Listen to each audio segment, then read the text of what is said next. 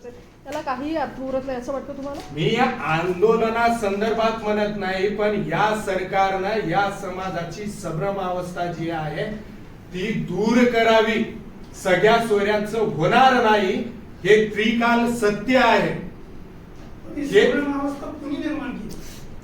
हे सरकारने केली. आणि त्याला जबाबदार कोण आहे? या संभ्रम अवस्था निर्माण करण्यासाठी जबाबदार कोण आहे? सरकारच आहे. मी म्हणतोय ना सरकारने.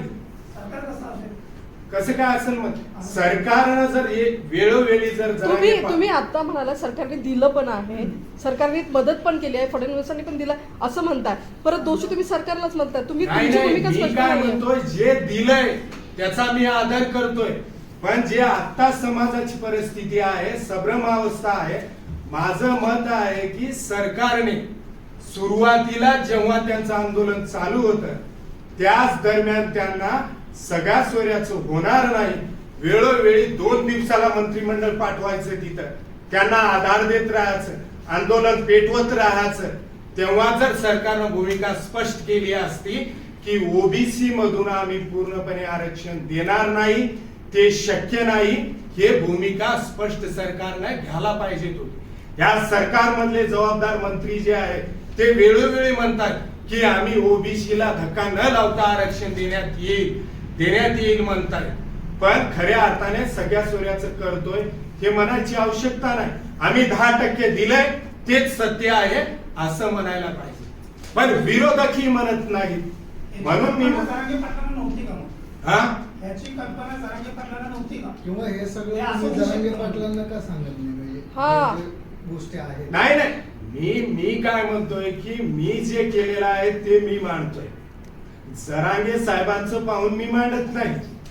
मी जरांगे साहेबांची मागणी म्हणून मांडत नाही. मी कोणाकडून अपेक्षा केली नाही. जेव्हा काही माहितीच नव्हती तेव्हापासून मी जीवाचा त्याग केलेला आहे, सामाजिक आर्थिक दृष्ट्या सगळ्या बाबतीत. त्यामुळं मी कोणाला काय म्हणावं नाही, जे मला वाटलं ते मी बोलतोय. कुठं आता साधारणतः जरांगेंच्या मागण्या चुकीच्या आहेत का मग? काय जरांगे पाटलांच्या मागण्या चुकीच्या आहेत का? सरकार जे करत नाही ते नाही, आता जी मागणी करतायत ना त्या चुकीच्या आहेत का? जे सखे सोयऱ्यांची जी भूमिका होती, ओबीसी त्यावेळी आणि सगळ्यांची जी आरक्षण भूमिका आहे ती मागणी चुकीची त्याच्यावर आहे का? जरांगे ठाम आहेत ना. हा थांब आहे. मी काय म्हणतोय की या महाराष्ट्रातला मराठा समाज हा ओबीसीचा हकदार आहे, त्याचा हक्क आहे. महाराष्ट्रातला कुणबी हा मराठा समाज जो आहे तो हकदार आहे, पण ह्याला आरक्षण सत्ताधारीही देत नाहीत आणि विरोधकही देत नाहीत, हे वास्तव आहे. मी म्हणतोय मागणी करण्याला माझा विरोध नाही, मागणी मीच केलेली आहे माझ्या सहकार्यांसोबत. मागणी करत राहिली पाहिजे, पण देणार नाहीत हेही वास्तव समजून घेतलं पाहिजे. आता मी सांगतो एक उदाहरण आहे. आता समाजामधली जी संभ्रम अवस्था आहे की प्रत्येक लोकसभेला हजार उमेदवार उभे करणार, प्रत्येक गावातून 2 उमेदवार उभे करणार, हे समाजाची म्हणजे चालू आहे. असेल ना तुम्हाला कल्पना? 1000 उमेदवार जर सगळ्या 48 लोकसभेमधून जर उभा करत असेल तर यामध्ये मराठा समाजाचा फायदा काय आहे? पदरी आपल्या काय पडणार आहे? कोट्यावधी रुपये जर आपण असेच नासाडा करत असेल, यामधून जर विधायक काही करायचं असेल, माझ्या समाजाच्या बाबतीत जर एवढाच पैसा लावला तर 500 मुलींचं हॉस्टेल होईल, 500 विद्यार्थ्यांचं हॉस्टेल होईल आणि त्याच्यातून आउटपुट काय निघेल.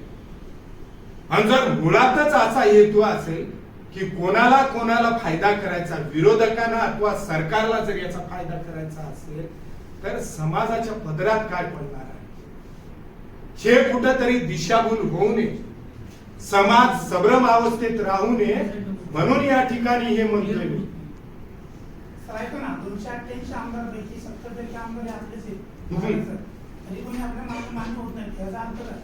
होणार नाही. एकही मंत्री, मी म्हणालोय राजकारणी, कधी मी प्रत्येक आमदाराला ह्यांना तुम्ही त्या वेळेला निवडणुकीच्या टायमाला का उत्तर देत नाही? कोणत्या निवडणुकीच्या एवढीची तर आमदार आता तुमच्या भूमिकेमुळे आम्ही संभ्रम अवस्थेत आहोत. महाराष्ट्राचे कुणबी तुम्ही हकदार पण म्हणताय, हक्क पण मान्य होणार नाही म्हणताय, नेमकं काय तेच काय तयार आहे. मी काय म्हणालो, हकदार आहोत पण हा. सरकार देत नाही. पण न्याय यंत्रणा आपल्याकडे, तिथे आपण हक्क मागू न्याय शकतो असं तर. न्याय यंत्रणालाही न्याय यंत्रणा केव्हा काम करते, खऱ्या अर्थाने विधानसभा आणि विधान परिषद आणि देशामध्ये राज्यसभा आणि लोकसभेमध्ये जसं EWS घटना दुरुस्ती करून करण्यात आलेला आहे, त्याच पद्धतीने जर केलं तर ओबीसी मधून मिळू शकते. हे मी असं म्हणालो. मागणी करणं चुकीचं नाही हे मी म्हणतोय, पण कधीतरी वास्तव समजून घेणं हे समाजाला महत्वाचं आहे असं मी म्हणतोय. मागणी चुकीची आहे म्हणत नाही मी. दुर्दैव आहे, मला तरी त्यांनी 13 दिवस आम्हाला सडवलं, म्हणजे साधं भेटण्यासाठी पण आलं नाही. पण मी यानंतरही त्यांचं मान्य करतो की समाजाला त्यांनी ज्या 42 वर्षापासूनची लढाई चालू होती त्याला खऱ्या अर्थाने त्या व्यक्तीने, त्या माणसाने आधार दिला, समाजाला न्याय दिला. काही का प्रमाणात त्यांनी न्याय दिला आणि त्यांनी 12 आणि 13% हे आरक्षण दिलं. त्यामध्ये नोकरीसाठी 13% आणि शिक्षणासाठी 12%. खऱ्या अर्थाने ही लढाई, मी जे शिक्षण घेतलंय, माझं शिक्षण MA BEd फर्ग्युसन कॉलेज विद्यापीठामध्ये झालंय. MA MPhil set net PhD diploma in communication journalism PhD अशा पद्धतीने मी शिक्षण केलं आणि या शिक्षणाचा उपयोग खऱ्या अर्थाने समाजाला झाला पाहिजे. आणि शैक्षणिक आणि नोकऱ्यांमध्ये खऱ्या अर्थाने शिक्षण घेण्यासाठी मुलांना हे सवलत मिळावी, या मागचा खरा अर्थ होता. म्हणून माझी तळमळ होती, म्हणून हे आरक्षणाचं आंदोलन मी त्या दरम्यान चालू केलं.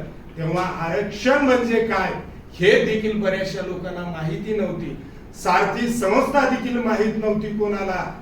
आणि ही जी मागणी आहे, आज जी मागणी आहे की सरसकट कुणबी मराठा समाजाला प्रमाणपत्र देण्यात यावं, म्हणून मी यासाठी 4 ते 5 वर्ष म्हणजे 2011 पासून फिरतोय. आणि ज्या दिवशी 1/1/2011 मी सिनियर लेक्चर झालो प्राध्यापक आणि माझी संपूर्ण पगार, मी स्वतःचं घर न बांधता या समाजासाठी 1.5 लाख पगार असूनही तेव्हापासून मी या समाजासाठी जीव तोडतोय की खऱ्या अर्थाने गरीब मराठा समाज जो आहे त्याला न्याय भेटला पाहिजे. आणि तेव्हा मात्र मी महाराष्ट्रभर फिरत होतो. तेव्हा या विद्यार्थ्यांना मराठा समाजातल्या शिक्षणासाठी आरक्षण मिळावं आणि नोकरीसाठी मिळावं आणि तेही ओबीसीतून मिळावं म्हणून ही धारणा होती. तेव्हा इतर समाजाने कोणत्याही विरोध केला नाही. पण आता याच्यामध्ये आरक्षण घुसलं. खरं आरक्षणाचा आता जे राजकारण चालू झालंय ते अनेक लोकांना दोन्हीकडच्याही बाजूने एज्युकेशनली किंवा शैक्षणिक आणि नोकऱ्यामध्ये न राहता राजकीयही आरक्षण ओबीसीचं यांना मिळतं. या भूमिकेतून ओबीसी समाजामध्येही भीती निर्माण झालेली आहे आणि मराठा समाजाला 50%च्या वरचं आरक्षण हे टिकत नाही आणि ते खरं आहे हेही मान्य करतो. म्हणून म्हटलं होतं की लोकसंख्येच्या प्रमाणानुसार ओबीसी मधून आरक्षण देण्यात यावं आणि कोणत्याही जाती धर्मावर टिप्पणी न करता हे सातत्यपूर्ण मी म्हणत राहिलो. पण शेवटी जेव्हा क्रांती मोर्चा चालू झाले तेव्हा मात्र माझ्याच लोकांनी आमच्या मधल्याने त्या मागणीला म्हणजे जेवढं सहकार्य समाजाचं भेटायला पाहिजे होतं त्या पद्धतीने समाजामध्ये जागृती नसल्यामुळे तेव्हा त्यांच्या लक्षात आलं नाही. त्यानंतर खऱ्या पद्धतीने मीही अभ्यासपूर्ण मांडणी केली. समाजातल्या दोन्ही समाजातल्या माणसांचा अभ्यासकांचा विचार घेतला आणि यातून आउटपुट काही निघणार नाही. तेव्हा जे समाजाच्या हातात पडेल ते आपण घेतलं पाहिजे. म्हणून समाजासोबत मी राहून शेवटी 12 आणि 13%ला मंजुरी दिली आणि ते आम्ही मान्य केलं आणि ते आरक्षण मिळालं. ते आरक्षण जवळपास 1.5 ते 2 वर्षे राहिलं आणि खऱ्या अर्थाने महाविकास आघाडीचं सरकार आल्यानंतर 9/9/2020 मध्ये त्याला स्थगिती देण्यात आली. तेव्हा खऱ्या अर्थाने जर महाविकास आघाडीच्या सरकारने जर देवेंद्रजी फडणवीसांना नावं ठेवण्यात येत असतील तर जबाबदारी कोणाची होती? जर देवेंद्रजी फडणवीसांच्या काळामध्ये जर आरक्षण मिळालेलं होतं तर तुमची ही जबाबदारी होती आरक्षण टिकवण्याची. सुप्रीम कोर्टामध्ये जर ते कॅन्सल झालं तर राज्य सरकारची जबाबदारी होती, पण राज्य सरकारने ती जबाबदारी पद्धतीने पाळलं नाही. जे देवेंद्रजी फडणवीस सरकारच्या काळामध्ये वकील नेमलेले होते ते न नेमता कपिल सिब्बल सारखे दिल्लीतले वकील नेमण्यात आले, ज्यांना महाराष्ट्राची जाणीव देखील नाही, अशा लोकांची वकिलांची नियुक्ती करण्यात आली त्या ठिकाणी. आणि खऱ्या अर्थाने महाविकास आघाडी हे आरक्षणाचा घात केलेला आहे. म्हणून मी म्हणतोय की 1982 पासून मराठा समाजाचा हा लढा आहे. या लढ्याला कोणताही मुख्यमंत्री मराठा समाजातला असो अथवा इतर समाजातला असो कोणीही न्याय दिला नाही. खऱ्या अर्थाने देवेंद्रजी फडणवीस साहेबांनी खरं तर या मराठा समाजाला न्याय दिला हे मान्य करणं गरजेचं आहे.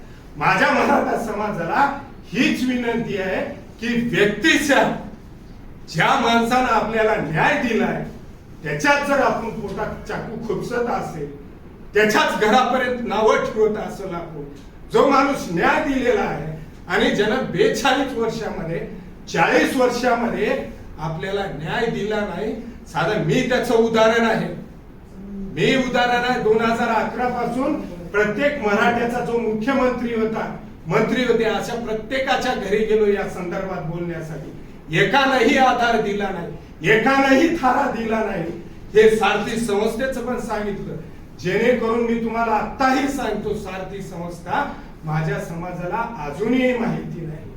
आणि यानंतर या सरकारने खऱ्या अर्थाने मराठा समाजाला असो किंवा या देशातले क्षेत्रीय समाज जो आहे, खुला गड जो आहे, तर खऱ्या अर्थाने या देशाचे माननीय आदरणीय प्रधानमंत्री नरेंद्र मोदीजींनी या देशाला EWS हे आरक्षण दिलं आणि सगळ्या खुल्या गटाच्याला दिलंय. 10% जे दिलं ते खऱ्या अर्थाने त्यांनी न्याय दिला. त्याला कोणीही चॅलेंज करू शकत नाही. ते स्थिर असणार आहे, कायमस्वरूपी असणार आहे आणि याचा फायदा EWS चा मराठा समाजाने घेतलेला आहे. मी प्राध्यापक आहे, शैक्षणिक क्षेत्रामध्ये याचा किती फायदा झाला याचा मला माहिती आहे. नोकरीमध्ये याचा फायदा झालेला आहे आणि हे कायमस्वरूपीच आहे. म्हणून मराठा समाजानं हे समजून घ्यावं की EWS आपल्यासाठी फायद्याचा आहे आणि खरा न्याय देवेंद्रजींनी दिलेला आहे, नरेंद्र मोदीजींनी दिलेला आहे. मग आपण नावं ठेवतोय तर सगळ्यांनाच नावं ठेवलं पाहिजे, पण जो आपल्याला देतोय, काही ना काहीतरी करतोय, त्याच्यावरच जर आपण अंगपाखड करत असेल तर येणाऱ्या काळामध्ये आपण आपलंच नुकसान करून घेतोय. मी प्राध्यापक डॉक्टर संभाजी पाटील, मी हिंगोली ते सिनियर कॉलेजला लेक्चर आहे आणि मराठा आरक्षणाच्या संदर्भात माझं शिक्षण पूर्ण फर्ग्युसन कॉलेज आणि विद्यापीठामध्ये झालेलं आहे आणि चळवळीचा जो गाभा आहे तो पूर्ण या पुण्यामध्ये शिक्षण घेतलंय. आणि 2012 मध्ये 12 मार्च, खरं तर मला ही पत्रकार परिषद 12 मार्चला घ्यायची होती, कारण मी 12 मार्चला मराठा आरक्षणाची पहिली सभा तुळापूर इथे घेतलेली होती. म्हणून या ठिकाणी मी आज पत्रकार परिषद घेतोय पुण्यामध्ये. त्या संदर्भात एक तुम्हाला मी थोडक्यात एक क्लिप दाखवतो. ते थोडी मला वेळ द्यावा, तुम्ही पाहावं एवढीच तुम्हाला विनंती आहे. म्हणजे 1-2 मिनिटाची समजा.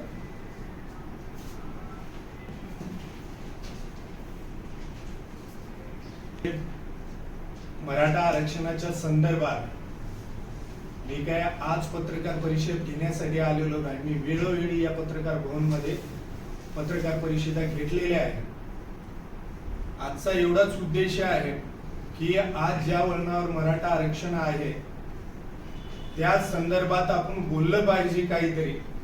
कारण खऱ्या अर्थाने महाराष्ट्रामध्ये मी 2013ला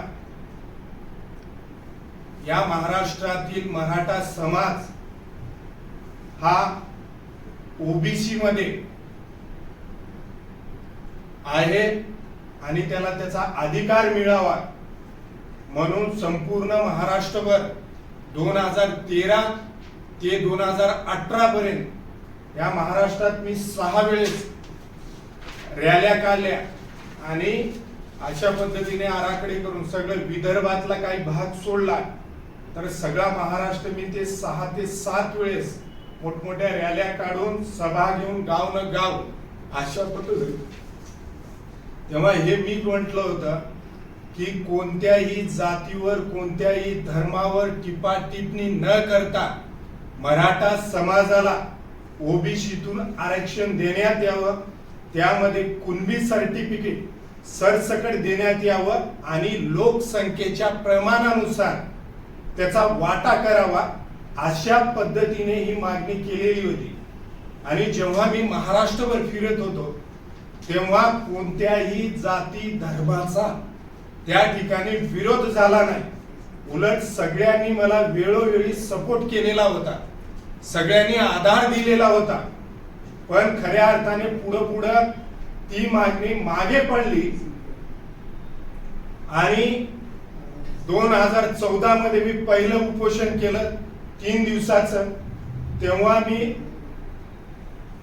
ह्या ज्या मागण्या होत्या तेव्हा मागणीतले 14 नंतर 14ला 3 दिवस उपोषण केलं, आमरण उपोषण। त्यानंतर 2015 मध्ये 7 दिवसाचं उपोषण केलं।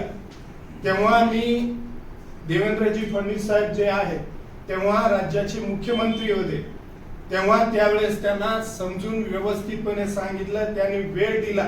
7वा दिवस झाल्यानंतर विनोद तावडे यांच्या आम्हाला बोलावणं आलं आणि त्यांच्या सहकार्यातून वर्षा निवासवरती तेव्हा त्यांनी आम्हाला सांगितलं की सर अशा पद्धतीने हे सरसकट जे कुणबी प्रमाणपत्र आणि लोकसंख्येच्या प्रमाणानुसार जी आपली मागणी आहे त्या संदर्भात आम्ही कायदेशीर विचार करू, अभ्यास करू आणि त्यानंतर तुम्हाला यासाठी सहकार्य करू, हे लिहून दिलेलं आहे माझ्याकडे।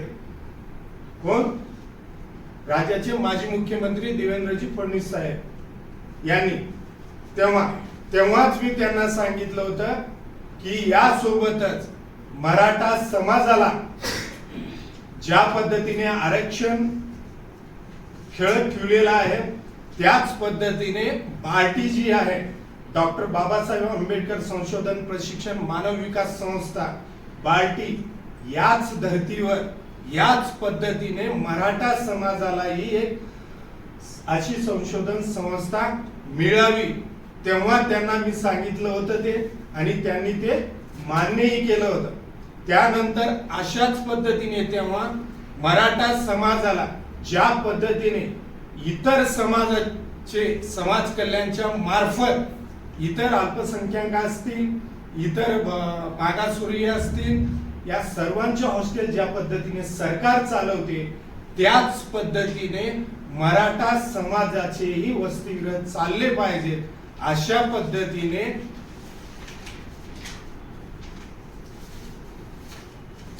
2017 मध्ये मी 11 दिवस म्हणजे मी माझे सहकारी सगळ्या महाराष्ट्रभर फिरून आम्ही आमरण उपोषणाला बसलो। आमरण उपोषणा बसल्यानंतर 11व्या दिवशी आदरणीय माजी मुख्यमंत्री देवेंद्र फडणवीसजी यांनी परत त्या ठिकाणी चर्चा झाली आणि राज्याचे गृहमंत्री आदरणीय माजी गृहमंत्री रणजित पाटील हे त्या ठिकाणी आले आणि त्यांनी मुख्यमंत्र्यांच्या आदेशानुसार हे असं लिहून दिलेलं आहे। यामध्ये सारथी संशोधन प्रशिक्षण संस्था जुलै महिन्यात कार्यान्वित करण्यात येईल। मराठा समाजाला प्रत्येक जिल्ह्यामध्ये वसतिगृहासाठी जागा उपलब्ध करून देण्याच्या कामाला प्राधान्य देण्यात येईल आणि आगामी पावसाळी अधिवेशनामध्ये मराठा आरक्षणाने संबंधी निवेदन करण्यात येईल। अशा पद्धतीने आम्ही लिहून घेतल्यानंतर तेव्हा मी या ठिकाणी मराठा जागर परिषद असं काही म्हटलं नाही। खऱ्या अर्थाने मग 2016 मध्ये की आम्ही तर पहिल्यापासून फिरत होतो मी की तेव्हा जनजागृतीही नव्हती. गावात मी फिरलो या संदर्भात, या आरक्षणाच्या संदर्भात, या मागणी संदर्भात. पण जेव्हा क्रांती मोर्चे चालू झाले तेव्हा समाजासोबत आपण समाजासाठीच मागणी करतोय. म्हणून बघा इथं उपोषण करते सकल मराठा क्रांती महामोर्चा, आझाद मैदान मुंबई, अशा पद्धतीने तेव्हा लिहून घेण्यात आलेला आहे. यानंतर क्रांती मोर्चाच्या संदर्भात जेव्हा आमचा मोठा मोर्चा झाला तेव्हाही लेखी स्वरूपात त्यांनी दिलेलं नव्हतं सरकारनं काही. पण जेव्हा जेव्हा मी सरकारच्या संदर्भात या महाराष्ट्रातून आंदोलन केले तेव्हा मराठा समाजाचा काहीतरी फायदा झाला पाहिजे. केवळ आंदोलनच करावं आणि खाली हात जावं असं एकदाही झालेलं नाही. जेव्हा जेव्हा 4 वेळेस मी आमरण उपोषण केलो आणि त्यानंतर हे दिल्यानंतरही सरकार अजूनही आरक्षणाच्या संदर्भात किंवा सारथी संस्थेच्या संदर्भात आणि वसतिगृहाच्या संदर्भात निर्णय घेतलेला नाही. त्यानंतर डॉक्टर सदानंद मोरे यांना सारथी संस्थेमध्ये नेमण्यात आलं. तेव्हाही मी त्यांच्या घरी जाऊन भेटून आलो. त्यांना तुम्हाला अध्यक्ष म्हणून नेमलंय का? त्यांनी म्हटले नाही सर, फक्त माझ्या नावाची घोषणा केली. मग परत मी आमरण उपोषणाला बसून त्यांना ते पद द्यायला लावलं आणि सारथी संस्था नामधारी चालू झाली. पण ती तशाच पद्धतीने राहिली. मग 2 नोव्हेंबर 2018 मध्ये परत मी माझ्या सहकार्यांसोबत समाजासोबत आमरण उपोषण चालू केलं. शेवटचं म्हणजे आमरण उपोषण 2 नोव्हेंबरला सुरू झालं. त्यानंतर 2 नोव्हेंबर ते जवळपास 17 दिवस आमरण उपोषण केवळ पाण्यावर. आम्हाला तरी 13 दिवस कोणत्याही विरोधकांनी किंवा सरकारने आमची दखल देखील घेतलेली नव्हती. पण 16व्या दिवशी मग 13 दिवसानंतर अनेक विरोधी पक्षातील जवळपास सगळे मंत्री असतील, विरोधी पक्ष नेते असतील, सगळे पक्षातील जे मंत्री असतील त्या काळातले ते येऊन भेटायला लागले. आणि शेवटी 17व्या दिवशी आमरण उपोषण या राज्याचे तेव्हाचे मंत्री गिरीश महाजन आणि आमदार प्रसाद लाड साहेब त्या ठिकाणी आले. त्यांनी आदरणीय महाराष्ट्राचे माजी मुख्यमंत्री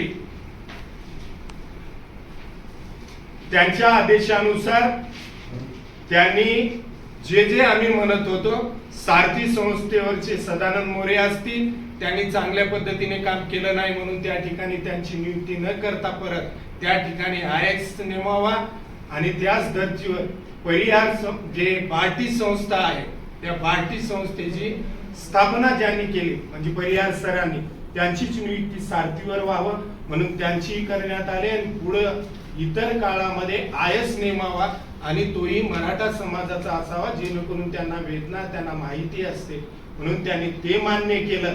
आणि परत हॉस्टेल प्रत्येक जिल्ह्यामध्ये वसतिगृह आम्ही करू तेव्हा सांगितलं आणि त्या पद्धतीने निधी द्यायला सुरू केला.